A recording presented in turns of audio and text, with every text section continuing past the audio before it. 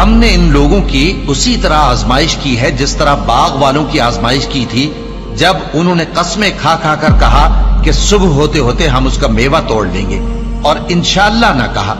सो वो अभी सो ही रहे थे कि तुम्हारे परवरदिगार की तरफ से रातों रात उस पर एक आफत फिर गई, तो वो ऐसा हो गया जैसे कटी हुई खेती।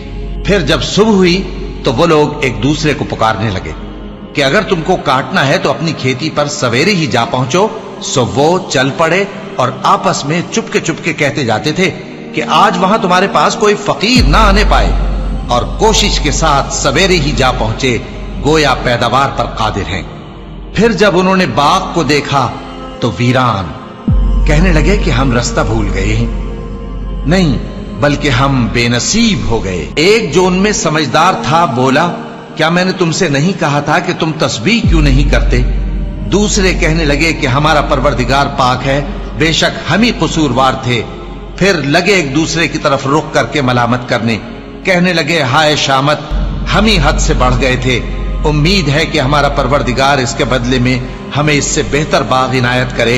हम अपने परवरदिगार की तरफ रुजू करते हैं। देखो, अजाब यूं होता है और आखिरत का अजाब सबसे बढ़कर होगा।